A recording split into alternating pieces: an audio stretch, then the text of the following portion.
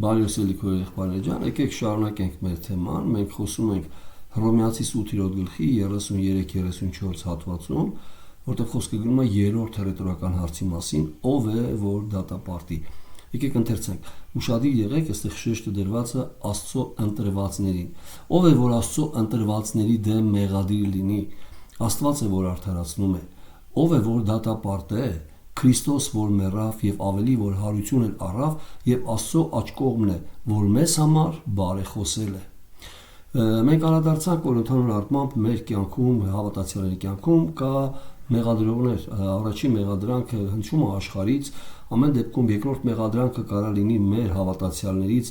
կեղծ սխալ չափանիշներից ելնելով։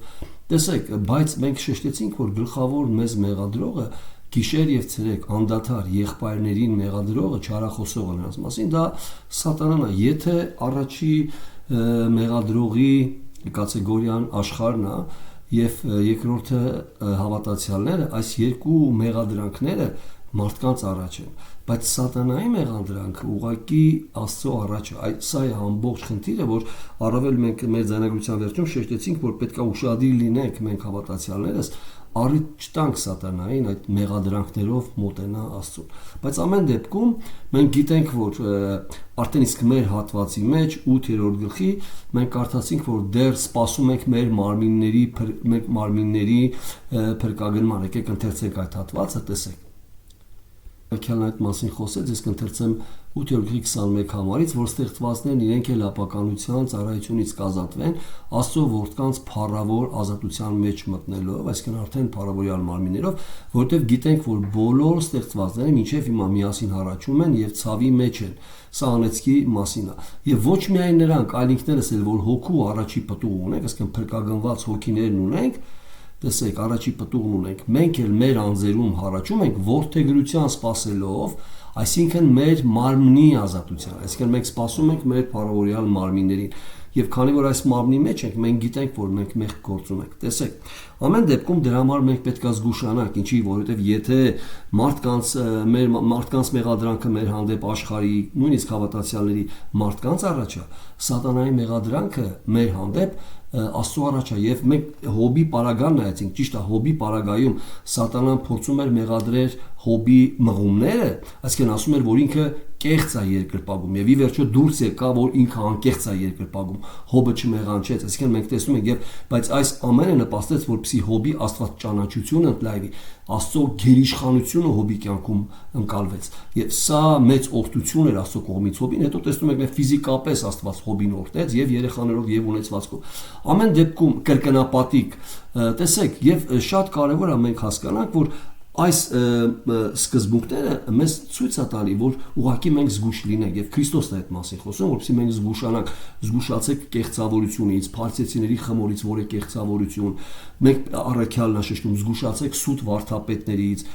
ամեն դեպքում պետք է զգուշանանք մարդկորեն վարվելուց, որովհետեւ տեսեք, սատանայի մեղադրանքը, սատանան կեղծ մեղադրանքներով, կեղծ փաստարկներով չի գնում Աստծո առաջ։ Սատանան ուղղակի օգտագործում է մեր տկարությունները, մեր մարդկորեն վարքը, մեր մարմնավոր սկզբունքները, որով մենք շատ հաճախ վարվում ենք աշխարհի հետ, եկեղեցում հարաբերություններում, աշխատանքի տեղ, այսինքն ամեն դեպքում սատանան վերցնում է մեր խնդիրները եւ մեր խնդիրներն է տանում, որպեսզի մեզ մեղադրի Աստծո առաջ։ Դրա համար մենք պետք է զուշ, բայց ամեն դեպքում մենք պետք է հասկանանք, որ իրականում այս չարախոսությունը, մեղադրանքը առավել թեթև է, քան թե իրական մեր դատապաշտպանի բերած մեր պաշտպանությունը։ Եվ մի քիչ խոսենք այս մասին, որտեղ կարծես թե դատական process-ի մասին է խոսքը։ Տեսեք, ամեն դեպքում Հիսուս Քրիստոսը մեզ չի պաշտպանում այնպես, ինչպես երկրի դատապաշտպանները։ Քրիստոսը չի արդարացնում մեր արարքները։ Քրիստոսը չի ասում՝ միամիտ սխալվեցին, Հայր Աստված, կամ Քրիստոսը չի փորձում թեթևացնի մեր մեղքը կամ ծածկի մեր մեղքը, այն վերագրելով, որ չուզենալով արեց։ Շատ անգամ լսել եք, չէ՞, հավատացյալների մոտ կա այսպիսի սկզբունք, գիտակցաբար մեղք, անգիտակցաբար մեղք գոյություն չունի սերերս։ Բոլոր մեղքերը գիտակցաբար են։ Դրա համար եթե վերցնենք այդ կատեգորիայի մասին ուսումնասիրելու, մենք շատ մեղքեր են գործում, որ մասին չգիտենք։ Սատանան սա չի տանում Աստծո առաջ։ Սատանան տանում է այն մեղքերը, որը մենք գիտենք եւ գործում ենք։ Պետք է ճիշտ հասկանանք։ Հիմա որպեսզի առավել խորը սա տեսնենք, տեսեք։ Սրա համար մենք առավել կարևորեցինք, որ եթե Աստված ուղակի մեր ձեռքերի մեջ թողներ, այսինքն մեր պաշտպանությունը Աստծո առաջ լիներ մեր ձեռքերի մեջ, իսկ մենք արդար վարվեինք եւ սրանով արդարանայինք, մենք երբեք ընդհանրապես չէինք կարող սատանայի մեղադրանքները, այսինքն մեղադրանքներին դեմ կանգնենք եւ դատապաշտպանը չէր կարող, որովհետեւ ընդհանուր առմամբ մեր պաշտպանությունը կապված է Քրիստոսի կատարած զոհի եւ վճարի հետ։ Ոչ թե, այսինքն ինչի եմ ես ասում, որպեսզի մենք հասկանանք, որ ամեն դեպքում պետք է հասկանանք, որ մենք կդատապարտվեինք, եթե Աստված այն թողեր մեր ձեռքերի մեջ, իսկ եթե այդ արդարությունը կապված լիներ մեր ձեռքբերումների հետ, կապված լիներ մեր ճիշտ վարքի հետ։ Համար Սատանան ամեն դեպքում գտնելով մեր սխալ վարքը, մեզ կմեղադրեր եւ դատապաշտպանը չէր ունենա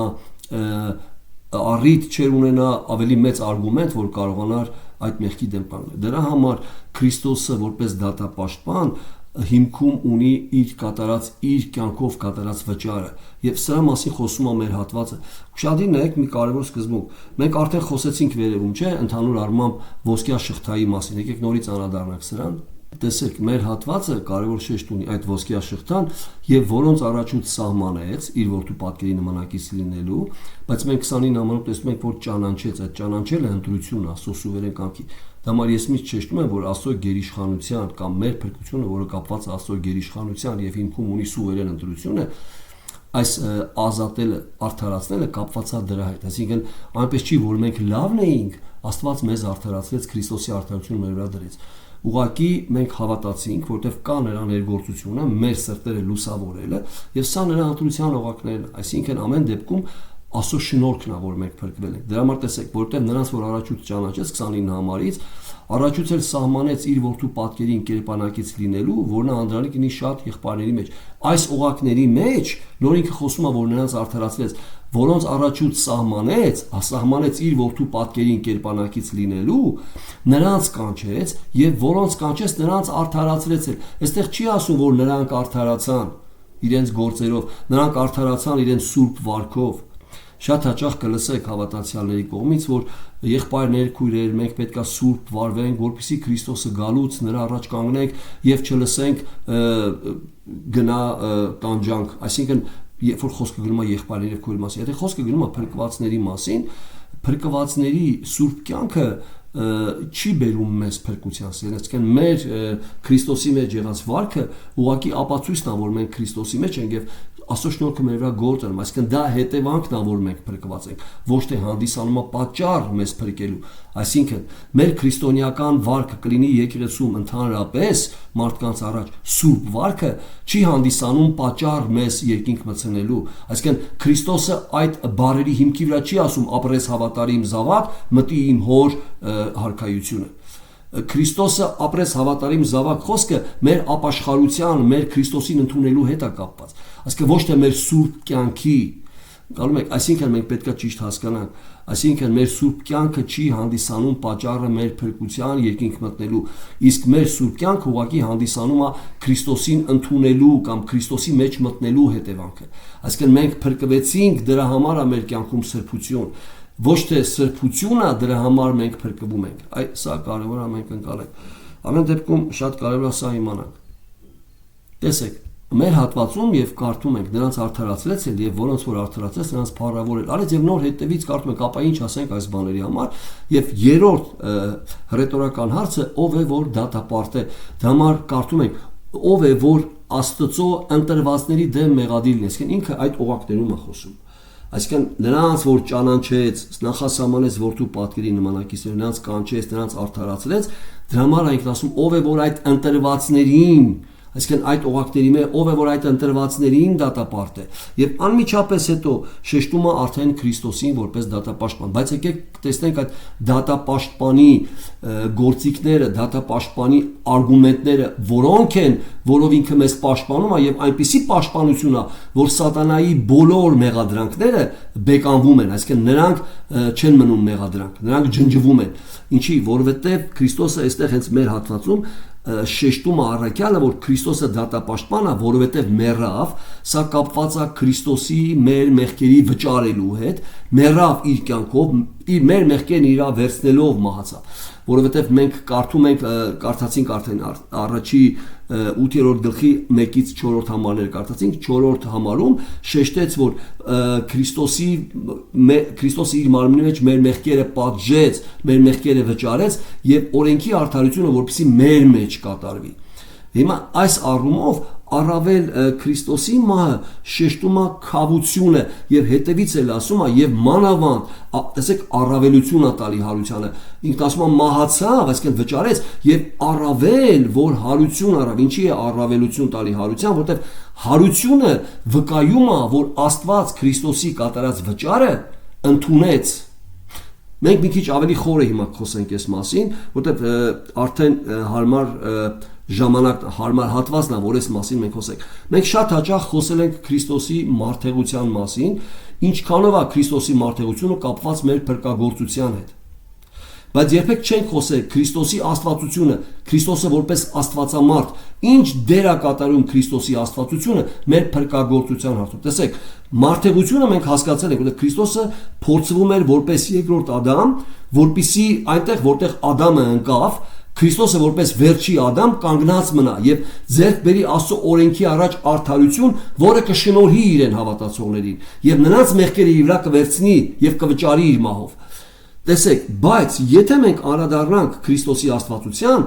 այս հատվածում, երբ որ ասում է եւ մանավանդ հարություն էլ առավ եւ Աստծո հոր աջ կողմում նստած է, սա հենց այդպիսի բառեր չի ասում, սա խորը աստվածաբանություն է։ Ինչ է նշանակում հոր աջ կողմում նստած է։ Եվ բարեխոս բառն է շեշտում, դատապաշտպան, հոր աջ կողմում նստած։ Հոր աջ կողմում նստած լինելը ուղղակի ցույց է տալի, որ Քրիստոսը ել չի վճարում, Քրիստոսը վերջացրել է վճարը։ Մի քիչ հետո մենք կնայենք Եբրայեցիս թուղթը, որը կոնկրետ այդ մասին է խոսում։ Այսինքն Քրիստոսը ուղղակի ամբողջացրել է վճարը, եւ Աստծո կողմից այն ընդունվել է, եւ վկայությունը Քրիստոսի հարությունն է, իսկ հոր աջ կողմում նստած լինելը ուղղակի դատապաշտպանը եւ արդեն ամբողջացած վճարը ինքը կարողանում է որպես արգումենտ իրագործի սատանայի վերած մեղքերը ջնջելու համար։ Դրա համար Արաքյանն ասում է, ով է մեզ դատապարտելու, Քրիստոս, որ մեռավ, այսինքն որ վճարեց եւ ամբողջացավ այդ վճարը, եւ հիմա այդ վճարը անդադար որպես դատապաշտպան ներկայացնում է ամեն մի մեղադրանքի վրա եւ ջնջում է, ով կարա մեզ մեղադրի։ Այս դրա մասին է խոսքը։ Եկեք ավելի խորը սա տեսնենք հիմա։ Ուրեմն միանշանակ պիտի հասկանանք, Քրիստոսը երբեք մեզ որպես դատապաշտպան սատանայի մեղադրանքներ, երբ որ գալիս են Աստծո առաջ, Քրիստոսը երբեք չի ասում Հայր Աստված միամիտ արել, Հայր Աստված չէր ուզում անել, հոգնած էր, մարմնի մեջ էր, դրանք մենք ենք անում շատ։ Քրիստոսը այս արգումենտներով չի դատապաշտպանելս։ Դրա համար առաքյալը շեշտում է, ով է որ Աստծո ընտրվածների դեմ մեղադիր լինի, Աստված է որ արդարացնում է, եւ ինչի համար է, ինչի հիմքի վրա է Աստված արդարացնում, դա է ասում հետևից։ Այսինքն Աստված է արդարացնում այնպես չի, որ Աստված ուզում է եւ արդարացնում է։ Արդարորեն արդարացնում, ինչի, որտեվ կա վճար եւ այդ վճարողը որպես դատապաշտպան նստած է վճարի բարաթը ձեռքում, վճարի թուղթը ձեռքում, ամեն մեղքի վրա ներկայացնում որ վճարված է։ Տեսեք, ով է որ դատապարտե Քրիստոս որ մեռավ եւ ավելի որ հարություն էլ առավ, այս ավելի բառը դուք երևի տեսնում եք, չէ՞։ Սա հենց այնպիսի բառ չի, մեռավ, վճարեց, հիմա ինչի ավելի ինքը շեշտեց ավելի բառ, որովհետեւ եթե Քրիստոսը մեռներ եւ հարություն չառներ, սա նշանակում է դեռ շարունակում էր վճարել եւ վճարը չէր կատարվել։ Ընկալեցիք, կա այսպիսի սկզբունք, տեսեք, հարց են տալի։ Արմեն եղբայր, հնարավոր է որ Աստված Սուրբ Երրորդության երկրորդ անձին չուղարկեր որպես Աստծո որդի եւ դառնար մարդու որդի, այլ ուղարկի ստեղծեր երկրորդ մի Ադամ, որը մաքուր կլիներ, դեռ չմեղանչած, նրա վրա դներ մեր մեղքերը եւ այս երկրորդ Ադամին, այսինքն ստեղծված Ադամին, ով ոչ թե Աստվածամարդ էր, այլ կատարել բնությունով միայն մարդ, նրա վրա դներ եւ նա մահանար մեր փոխարեն։ Իր որդուն չբերեր։ Ինչ խնդիր կա։ Խնդիրը նա է, որ այդ Ադամը, որը միայն կատարյալ մարդկային բնությունով է, ինքը անդադար պիտի վճարեր, բացատրեմ ինչի հետ է կապված։ Եկեք անդրադառնանք, երբ որ Աստվածաշունչը մեզ խոսում է, որ մեղքի վարձը մահն է, ճիշտ է։ Ինչ ենք հասկանում, որ մեղքի վարձը մահն է։ Մահ բառը այստեղ չի բնորոշում մարմնից բաժանվելը, մահ բառը այստեղ բնորոշում է հավիտենական տանջանքը։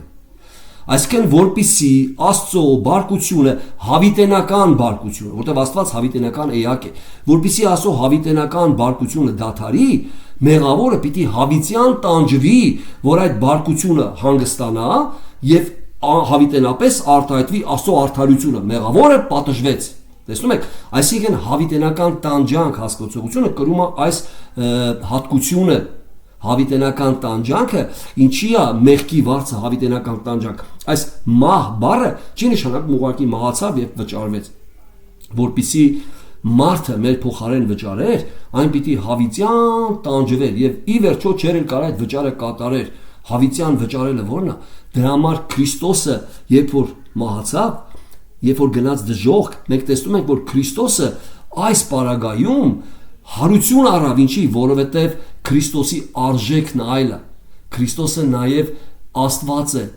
Տեսեք, մենք դրա համար ասում ենք Քրիստոսը Աստվածամարդ։ Այսինքն այն միայն կատարյալ մարդ չի։ Մենք շատ անգամ խոսել ենք Քրիստոսի մարդեղության մասին մեր փրկագրման հարցում եւ երբեք չէինք խոսել Քրիստոսի աստվածության դերը մեր փրկագրման հարցում։ Քրիստոսի աստվածությունը նա է, որ Քրիստոսը Աստծո Սուրբ Երրորդության երկրորդ անձն է։ Սուրբ Երրորդության երկրորդ անձի արժեքը այլ է, քան կատարյալ միան մարդը։ Այսինքն եթե մեր մեղքերն իր վրա վերցնի միայն մարդկային բնությունով մի անձ, ով մաքուր է, չի մեղանչե, որpիսի մեր մեղքերի վճարը կատարի, ինքը պիտի հավիտյան տանջվի։ Այսինքն եթե ինքը մեր համար մահանար, մինչև հիմա ինքը դեռ հարություն չէր արել, որտեղ մինչև հիմա վճարում էր, եւ պիտի շարունակի դեռ վճարի։ Բայց Քրիստոսին Աստված հարություն տվեց, որտեղ նա արժեք ունի։ Այսինքն նրա արժեքը նաև նա Աստվածամարդ է, աստվածային բնությունն է, այսինքն Աստծո երկրորդ անձը, Աստծո որդին իր անձը զոհեց մեր մեղքերի համար։ Այսա արժեքային համակարգն է, դրա համար շեշտում է, ով որ դատապարտե Քրիստոս, որ մեռավ եւ ավելի որ հարություն էլ առավ եւ Աստծո աջ կողմն է, որ մեզ համար բարեխոսել է։ Միայն կատարյալ մարդը, մի քիչ ավելի խոր աստվածաբանությունը, բնությունով միայն կատարյալ մարդը Աստծո աջ կողմը չի կարող նստի։ Այն աստվածային բնություն պիտի կրի, այն պիտի լինի Աստծո երկրորդ անձ, այսինքն այն պիտի լինի Աստված։ Եթե իրականում ավելի խորը նայեք, մեզ փրկողը Աստված ինքն է։ Աստված ինքն է մեզ համար իրան զոհաբերում, այսինքն երբ որ մենք խոսում ենք երրորդության մասին, մենք պետք է հասկանանք Հայրը, Որդին եւ Սուրբ Հոգին դա նույն Աստվածն է, մեկ Աստված է, երեք Աստվածներ չեն։ Այսինքն այնպես չի, որ Աստված երկրորդ Աստծուն զոհաբերեց մեզ համար։ Այդպես չի, Աստված իր անձն է զոհաբերում, որովհետեւ երբ որ մենք անդրադառնում ենք Հայր, Որդի եւ Սուրբ Հոգի, խոսում ենք երեք տարբեր ֆունկցիոնալներով անձերի մասին, մի քիչ բարդ աստվածաբանություն է, բայց ամեն դեպքում հասկանում ենք, որ դա մեկ Աստված է։ Այսինքն Աստված իրեն է բերում զոհաբերության։ Այս առումով պետք է մենք հասկանանք, դրա համար Քրիստոսի հարությունը կատարվեց, այսինքն Քրիստոսի ընդհանուր վճարը Աստծո կողմից ընդունվեց։ Պետք չէր որ Քրիստոսն էլ հավիտյան տանջվեր, որպեսզի վճարվեր, որտեղ ինքը Աստվածամարդ է։ Այ Քրիստոսի աստվածությունը այս դերը կատարեց։ Եվ հիմա մենք կտեսնենք, որ Աստվածաշունչը այդ մասին խոսում է։ Եթե ես ձեզ հարց տամ, ես հիշում եմ շատ հաճախ մենք ասում ենք մեր փրկության գրավականը, մեր փրկության վստահությունն է, ամեն դեպքում մենք հասկանում ենք, որ մեր փրկության գրավականը եւ այդ վստահությունը արտադրվում է Քրիստոսի կատարած վճարի առումով։ Այսինքն Քրիստոսը վճարել է եւ մեր փրկության գրավականը Քրիստոսի կատարած վճարն է, որը Աստծո կողմից, Հոր կողմից ընդունվել է։ Այսինքն կարար Քրիստոսը կատարել վճար, բայց եթե ինքը հարություն չառներ, դա նշանակում է վճարը Աստծո կողմից չէր ընդունվել։ Քրիստոսի հարությունը ցույց է տալի, որ այդ վճարը ամբողջացավ, Աստծո կողմից ընդունվեց, իսկ աջ կողմը նստելը ցույց է տալի, որ այլ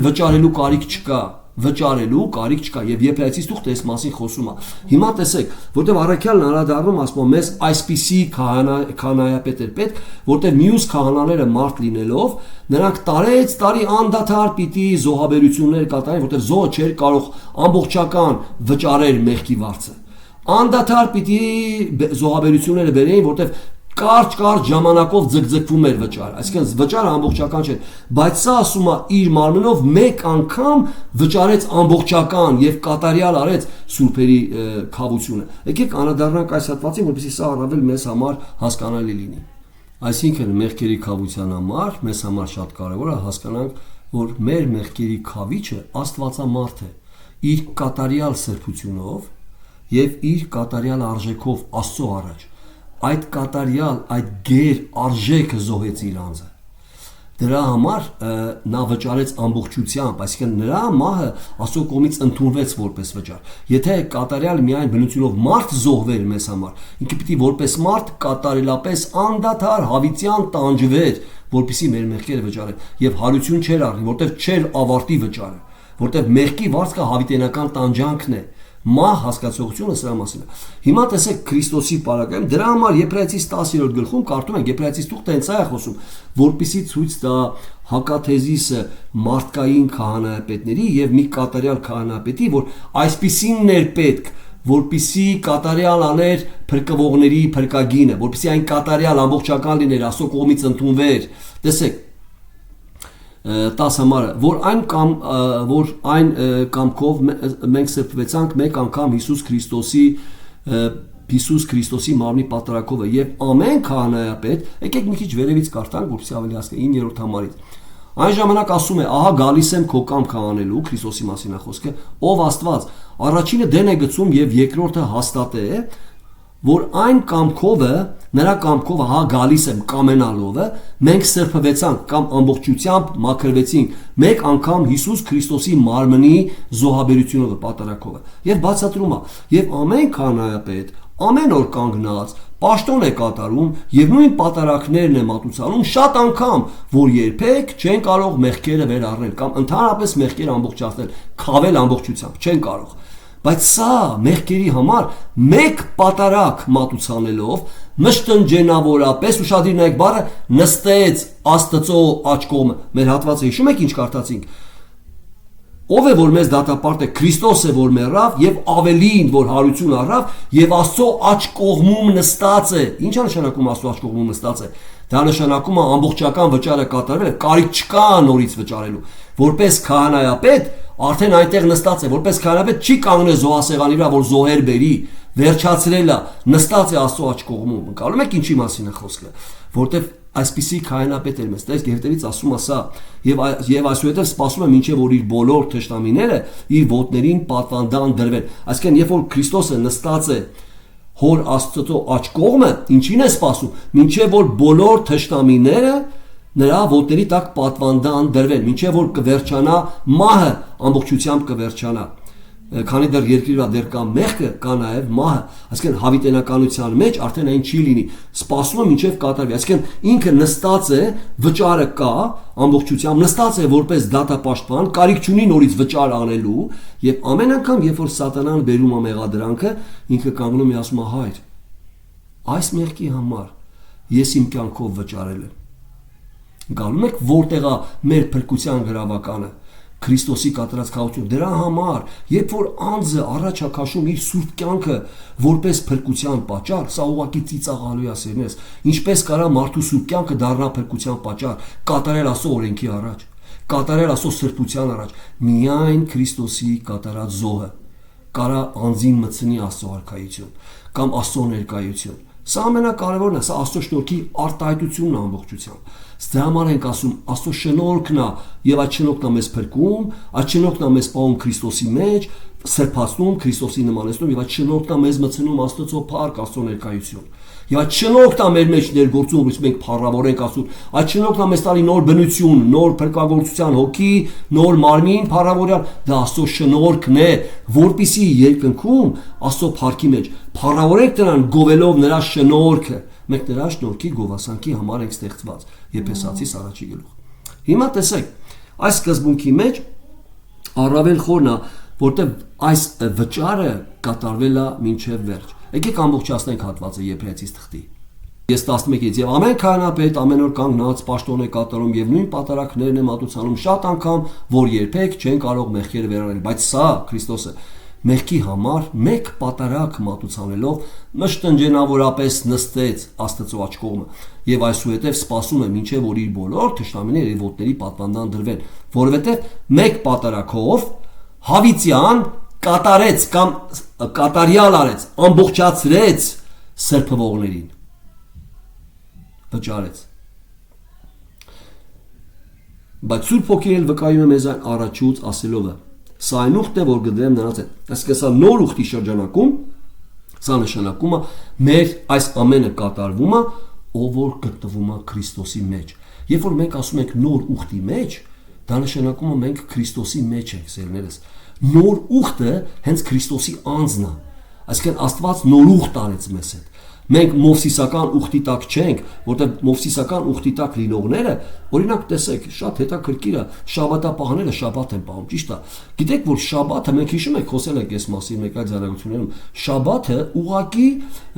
մովսիսական ուխտի օղակներում օրենքի նորմատիվն է։ Նրանք այդպես պիտի պահեն։ Իսկ մեզ համար շաբաթը Քրիստոսի մեջ լինելն է, Եբրայեցիս թուղթն ասում, ասում է, նրանք որ հավատալ, իսկ մենք հավատացյալքս մտնում ենք այդ հանգիստը։ Երբ որ ինքը խոսում է հանգստի մասին 3-րդ գլխում, 4-րդ գլխում, հենց սա է շեշտում։ Ասում է, եթե ասում է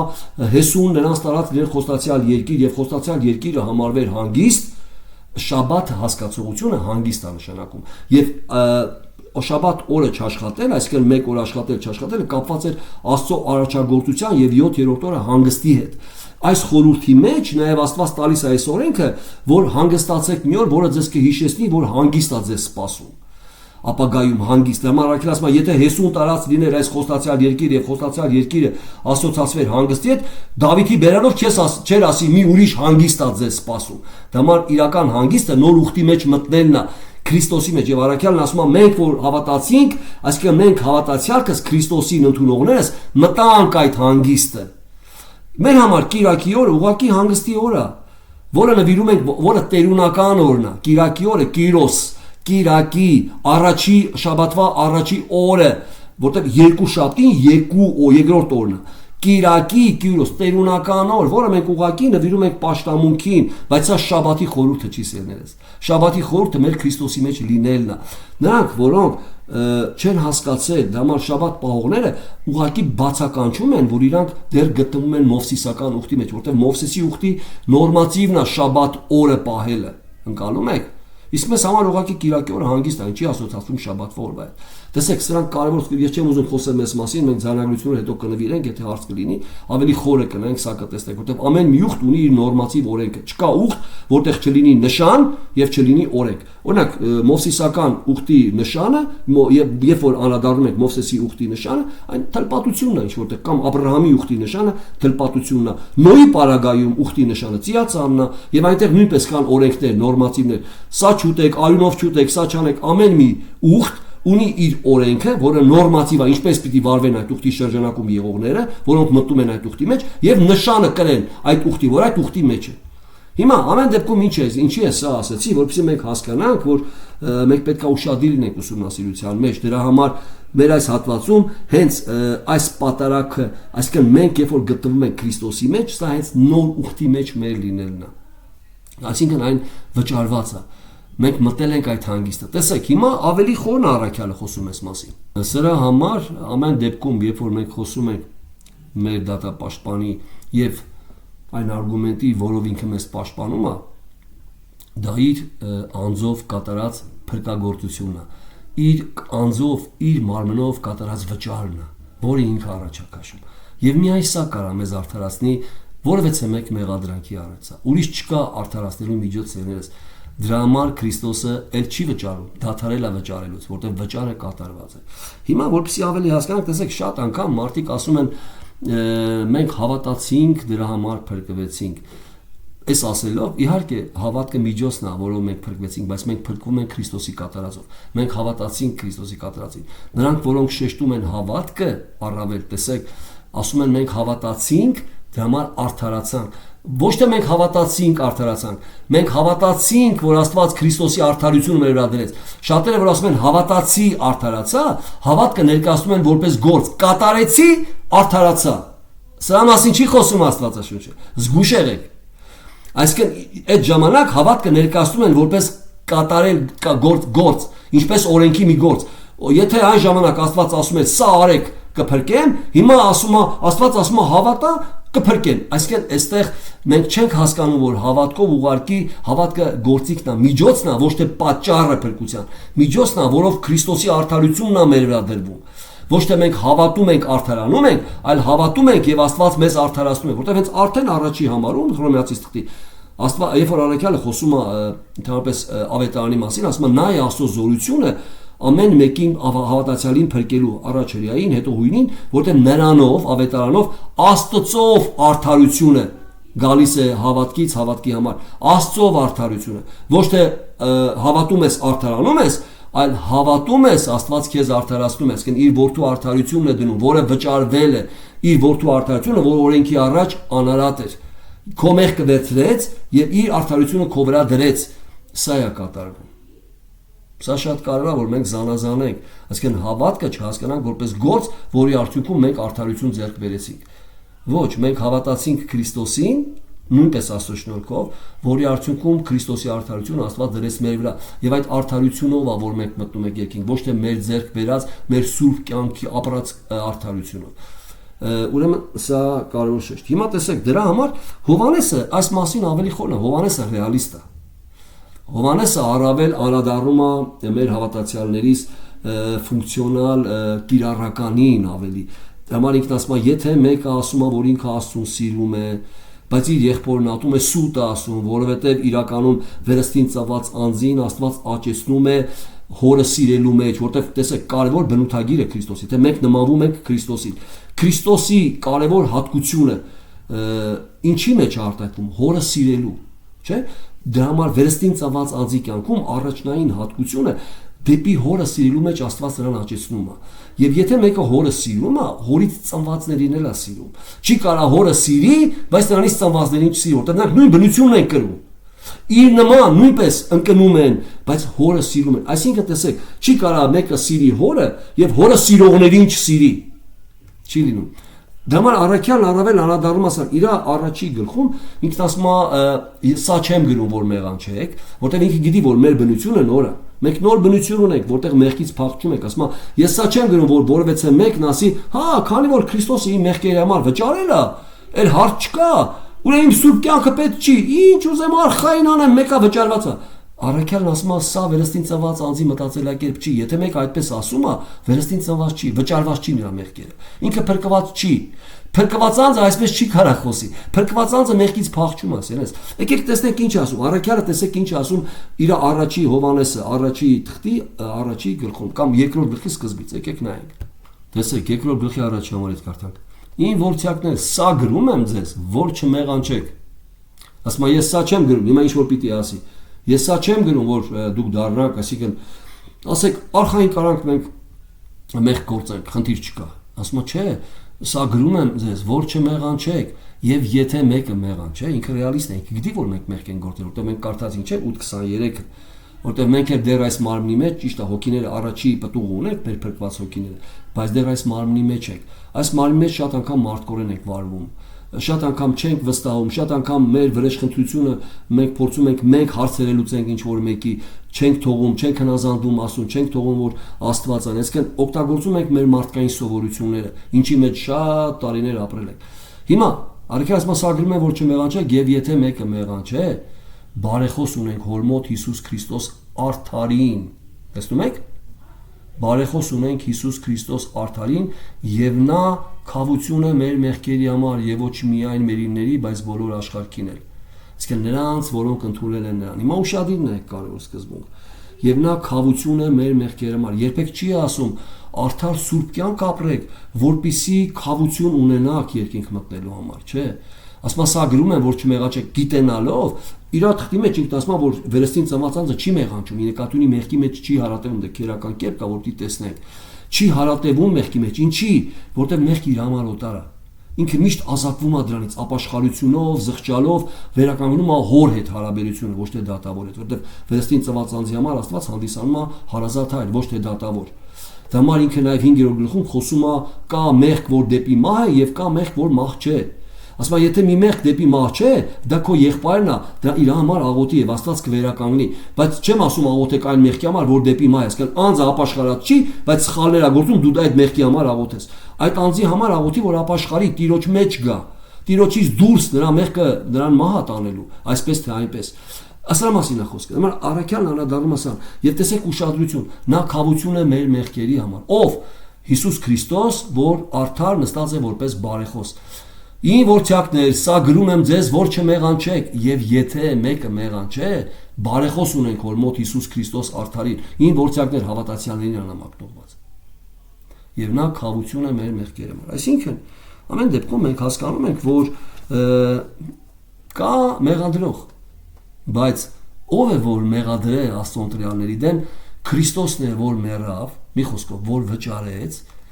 մանավանդ որ հարություն առավ, այսինքն կատարվեց ամբողջական վճարը եւ հոր աջ կողմում նստած է մեզ համար որպես բարեխոս։ Եվ Եբրայեցիս թուղթը առավել էս մասին խոսում է։ Եթե ձեզ հարց տամ, տեսեք, շատ անգամ մենք ասում ենք փրկության վստահություն, ճիշտ է, հույս, կենթանի հույս։ Կան քույրեր էլ, որ ուրիշ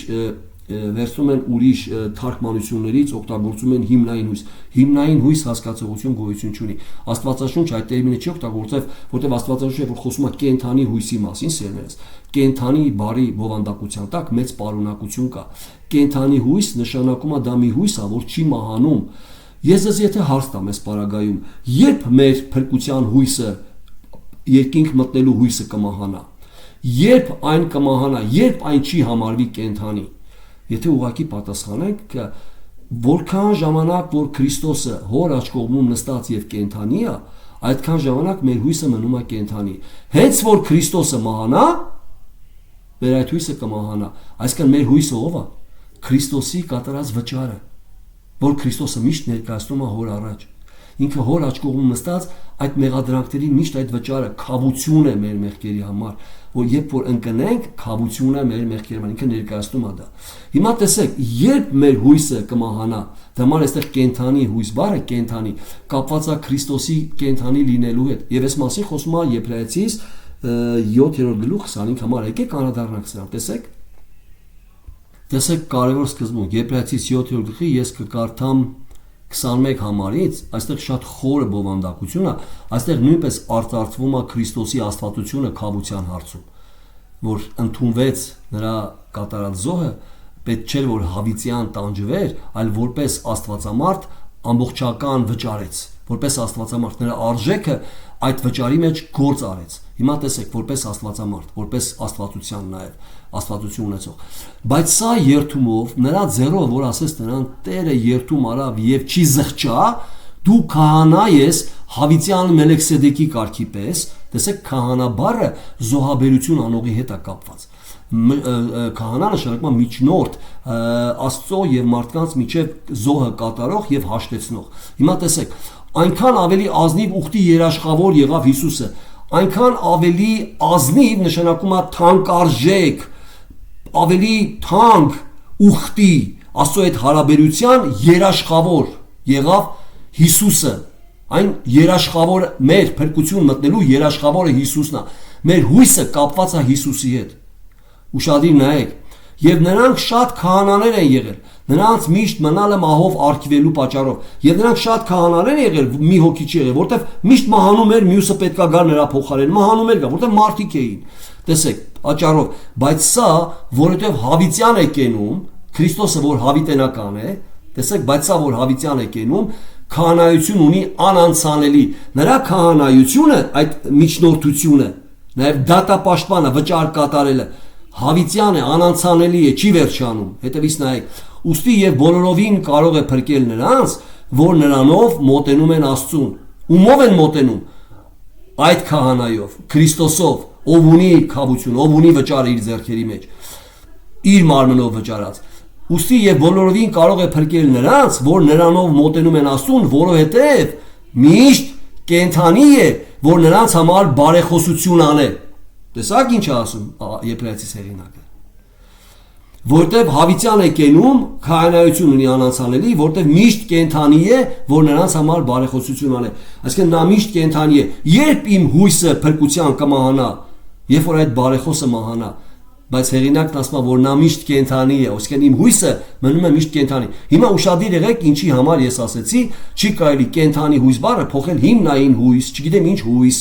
այն կենթանի բառի տակ Աստվածաշունչը ունի մեծ բովանդակություն։ Երբ որ մենք մի բառ ծռում ենք, տեսեք, առաքյալի տերմինաբանությունից ամբողջ մի կոնցեպտ ենք մենք ծռում, առանց հասկանալու, որ այդ բառի տակ կա մի մեծ բովանդակություն եւ առաքյալների կողմից ուսուցում, Սուրբ Հոգու կողմից։ Սրա համար եմ ասում, շատ զգույշ պիտի լինենք, երբ որ մենք ընդհանրապես օգտագործում ենք ինչ-որ մի բան, ուզում ենք աստվածաշնչյան ինչ-որ մի կոնցեպտ արտահայտենք, փորձեք աստվածաշնչյան տերմինն օգտագործեք։ Այս տերմինն առավել արտահայտում է հեղինակի միտքը։ Մի փորձեք փիլիսոփայել տերմինը, ես գիտեմ, որ շատերն անում են, որտեվ այդ գրքերից թարգմանված, որտեվ տեսեք, շատ անգամ աստվածաբանական գրքեր թարգմանում են աստվածաբանությունից հեռու մարդիկ։ Որպեսզի աստվածաբանական գրքեր թարգմանվի, պետքա ուղղակի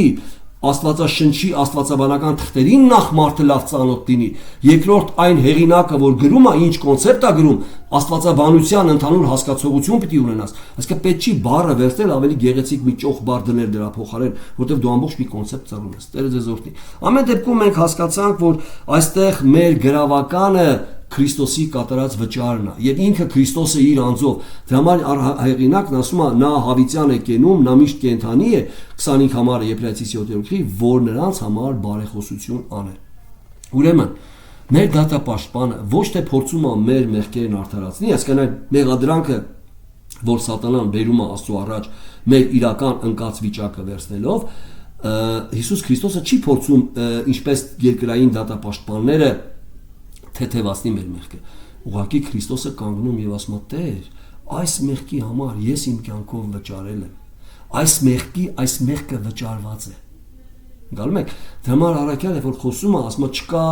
ոչ ներկա բաներ, ոչ գալու բաներ, նույնիսկ ապագան չկա, որ մեզ բաժանի այն ընտրության մեջ եղած Աստծո սիրուց։ Մենք սա կնայենք որպես 4-րդ հերետորական հարց։ Ով մեզ կբաժանի, կնայեք սա։ Հիմա մենք խոսում ենք ով մեզ կդատապարտի։ Ոչ ոք, ինչի, որովհետև Քրիստոսը վճարեց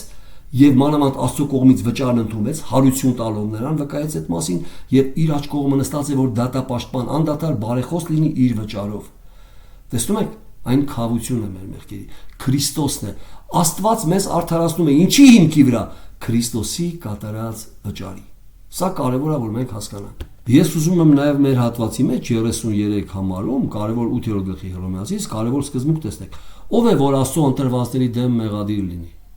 Այս Աստծո ընտրվածների դեմ բառը ուղղակի շեշտում է, որ այս ամենը ինչի մասին որ խոսում, այն կապված է նեղ օղակներում, որտեղ կա ունիվերսալիզմ, կա այսպիսի ընկալում, որ արդեն Քրիստոսից հետո բոլորը փրկված են։ Այսինքն սրա համար առաքյալն ավելի բերում է նեղ օղակի։ Տեսեք, սիրելի քույր եղբայրներ ջան, ընդհանուր առմամբ նույնիսկ մտածում են, որ եթե մեկը մահացավ, կարելի է նրա համար աղոթել, տեղափոխել, չկա այդպիսի բան, ինչի, որտեղ իր կյանքի օրերում ինքը մերժում է այդ քավությունը։ Քրիստոսը կդառնա քո մեղքերի քավություն, քո կենթանության օրոք, մահանալուց հետո որևէ մեկ քավիչ չի վերցնի այդ գործը։ Ուշադիր եղեք, տեսեք, ամեն մի դատապաշտպան երկրի վրա, որպեսզի կարողանա ձեզ պաշտպանի, նրա առաջի բանը գիտեք ինչ է դատապաշտպանի։ Ասում է ինձ անկեղծորեն պատմի իրականում դու մեղավոր ես թե ոչ։ Ամեն մի դատապաշտպան, որ ուզում է ինչ-որ մի հանցավորի պաշտպանի, նրա հետ ուղղակի ունենում է անձնական խոսք։ Բոլոր փաստերը իմ առաջ դիր, ես պետքա իմանամ, որ կարողանամ քեզ պաշտպանեմ։ Մեր ուղղակի խոսքը իրական մեր ապաշխարությունն է, մեր խոստովանությունն է Քրիստոսի առաջ, մեր զղջումն է մեր ապրած կյանքի Աստծուն մերժելու եւ Քրիստոսին փրկիչ ընդունելու, իհարկե փրկիչի մեջ նաեւ մտնում է նրա դատապաշտպան լինելը մեր մեղքերի համար։ Ուրեմն տեսեք, փրկիչ նշանակում է մեզ փրկում է ինչից? Դատապարտությունից։ Տալիս է մեզ նոր բնություն, որտեղ ազատում է մեզ մահի եւ մեղքի օրենքից, մեզ մղում է հոգեվոր կյանքի, որ մարմնավորապես չեն վարվում, այլ հոգեվորապես։ Սրանք բոլորը սկզբունքներ են, որի մասին Աստվածաշունչը խոսում է շաղկապներով, չի կարելի կտրել հատվածները։ Ուրեմն տեսեք, սա ամբողջական է, ով է, որ Աստծո ընտրվածների դեմ մեղադիր լինի, Աստված է, որ արդարացնում է։ Եվ հետևում բացատրում է, թե ինչի հիմքի վրա է արդարացնում Քրիստոսի կատարած զոհաբերությամբ։ Ուրեմն նրանք, որ ասում են եւ այս սկզբունքը ընտրվածների բառը մենք տեսնում ենք արդեն 30 համարում, նրանց, որ սկզբից ճանաչեց, նրանց էլ կանչեց, նրանց էլ արդարացրեց կամ Քրիստոսի արդարությունով, նրանց էլ փառավոր արավ, այսինքն նմանեցնում է Քրիստոսին եւ մտցնելու է փառքը։ Ուրեմն ամենակարևոր սկզբունքը, որ մենք հասկանում ենք, մեր արդարությունը կապված է Քրիստոսի կատարածի հետ, այսինքն Քրիստոսն իր կատարածով է մեզ համար դառնում դատապաշտպան։ Տեսեք, ընդհանուր առմամբ սա ուղղակի այս հատվածը 30 համար, ով է որ Աստծո ընտրվածների դեմ մեղադիր լինի, Քրիստոսի կատարած գործը դնում է սահմանափակման մեջ։ Աստծո ընտրվածների պիտի ճիշտ հասկանաք, սերունդս, այդ ընտրությունը կապված չի մարդկային հատկության, եւ այդ ընտրությունը շատ հաճախ մարդիկ լսում են ընտրության մասին, ասում են հպարտ են, իրանց Աստված ընտրել է։ Սրա մասին չի խոսք, ես չգիտեմ ինչի է ինձ Աստված ընտրել, բայց չկա անձ, ում Աստված չի ընտրել եւ ինքը Քրիստոսի մեջ է։ Քրիստոսի մեջ են բոլոր նրանք, ում Աստված աշխարհի ստեղծվելուց առաջ ընտրել։ Սա Աստվածաշունչը գիտեք քանի անգամ է խոսում այս մասին։ Ուղղակի մենք չենք ուզում դրա հետ համաձայնենք, որովհետեւ հպարտ ենք։ Որովհետև մենք ասում ենք սա արդար չի, բայց մեր արդարությունով մի չափեք Աստծո արդարությունը, որովհետև Աստծո համար արդար այն ամենը, ինչ իր ծրագրի մեջ է եւ իր գերիշխանության մեջ է։ Ամեն բան արդար է, ինչը որ փառավորում է Աստծուն։ Այսինքն Աստծո ամեն կատարածը արդար է։ Դա չի նշանակում, որ մեր միտքը պիտի դա հասկանա, որովհետև մենք մեր արդարությունը ենք փորձում Աստծո վարվելակերպը չափենք։ Մեր արդարությունը չի տեղավորում Աստծո արդարությունը։ Աստված այդպես է որոշել։ Դրա համար եւ ուղղակի եղեք, որ այնպես չի, որ շատերն ուզում են փրկվեն, բայց Աստված ասում է ձեզ չեն փրկում։ Որևէ մեկը չի ուզում փրկվի։ Ես չեմ ուզել փրկվի։ Եթե Աստված իմ կյանքում չներգործեր, եթե Աստված չքաշեր,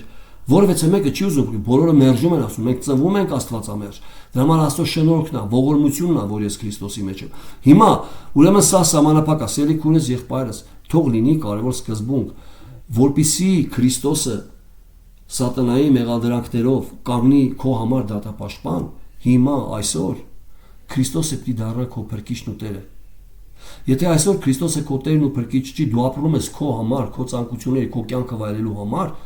Քրիստոսը քո համար դատապաշտպան չի կանգնելու։ Սատանայի մեղադրանքները Աստծո առաջ գրքերը բացվելու են եւ գործերի գրքեր եւ ամեն մարդ իր գործերով պիտի դատվի եւ որևէ մեկը ձեզ դատապաշտպան չի կանգնելու։ Ընդհակառակը մեղադրելու են ձեզ։ Քրիստոսն էլ է մեղադրելու, որտեղ դուք չեք ընդունել նրան։ Եվ սա է մեղքը, որ լույսը եկավ, բայց մարդիկ լույս ատել։ Սա է մեղքը, որ Քրիստոսին չեն հավատում։ Գերագույն մեղքը սա է, որ Քրիստոսին չեն հավատում։ Այսինքն Քրիստոսին չեն ընդունում որպես փրկիչ։ Փորձում են իրենց բարոյական ծիսակատարություններով, բարոյական վարքով, արարողակարգով, ինչ որ մի եկեղեցու հարավանության անդամ լինելով, կազմակերպության անդամ լինելով, փորձեն իրանց փրկության գրավականը, փրկության երաշխիքը Հիսուս Քրիստոսն է իր կատարած զոհաբերությունով։ Սա միանշանակ կարևոր անկալենք։ Հիշում եք, այս հատվածը շատ նման է այն շնացող կնոջը, որ Քրիստոսը խոսեց, այդ մասին մենք կարդում ենք Հովանու 8:10, եկեք անդրադառնանք եւ ամբողջացնենք։ Հովանու 8:10 շնացող կնոջ պարագայը, որ Հիսուսը խոսում է նրա հետ։ Հիսուսն էլ վեր նայեց, ոչ ոքի չտեսավ այն կնկանիչ ջոկ եւ ասեց նրան. Ով կին, ուր են քեզ ամբաստանողները կամ մեղադրողները, ոչ ոք քեզ չդատապարտեց։ Նա էլ ասեց. ոչ ով Տեր։ Եվ Հիսուսն էլ ասեց նրան. ես էլ քեզ չեմ դատապարտում։ Գնա եւ այսուհետեւ մեղք մի գործի։ Հետաքրքիր է, որ Քրիստոսը չի ասում գնա խաղաղությամբ քո մեղքերը ներված են։ Գնա եւ այսուհետեւ մեղք մի գործի, մենք հասկանում ենք, որ տեսեք Քրիստոսի գալուստը առաջի Քրիստոսը չէր եկել որպես դատավոր, դրա համար ասեց ես չեմ դատապարտում։ Քրիստոսն եկել է որպես փրկիչ, բայց Քրիստոսը գալու է որպես դատավոր։ Այսինքն այս կնոջ պարագայում Քրիստոսը ցույց է տալի իր շնորհքն, իր ողորմությունը, թողնում է ողորմության վրա, որ կինը ի վերջո դառնա Քրիստոսի, գնա այսուհետև մեղք մի գործի, եւ կինը պիտի հասկանա, որ առանց Քրիստոսին ընդունելու, առանց Քրիստոսի մեջ լինելու, ինքը չի կարող մեղք չգործի։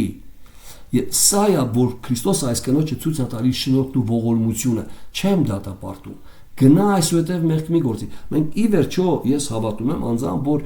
միգուցե այս կինը, սա կապ չունի Աստվածաշնչի հետ, հավատում եմ, որ Քրիստոսը բաց տեղ է թողնում, որպեսզի այս կինը ի վերջո դառնա Քրիստոսի։ Այսինքն Քրիստոսի խոսքերից կինը ճանաչում է Քրիստոսի շնորհքն ու ողորմությունը, տեսնում է նրա տարբերությունը փարիսեցիների հանդեպ։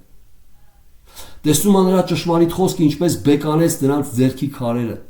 որ ուզում էին դատապարտեին։ Քրիստոսն ասեց. ձեզանից ով որ անմեղ է, թող ինքը առաջի քարը գցի։ Բոլորը գցեցին քարերը եւ գնացին, բոլորը իրենց մեղավոր տեսան իրենց ներսում։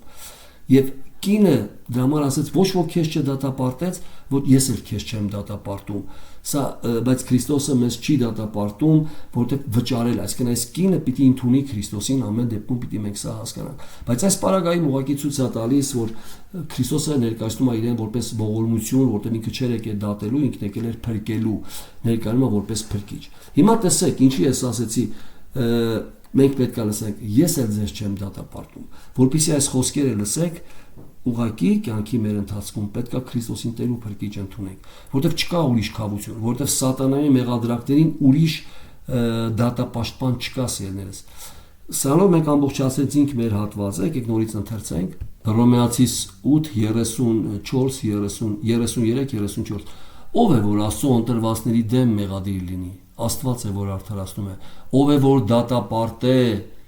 դատապարտողը դատախազն, ով է որ մեղադրանք ներկայացնե, Քրիստոս որ մեռավ եւ ավելի որ հարություն էլ առավ, վճարը կատարեց եւ Աստծո աջ կողմն է, որ մեզ համար բարեխոսել է եւ ինքը հավիտյան կենթանի է եւ նրա բարեխոսությունը հավիտյան է։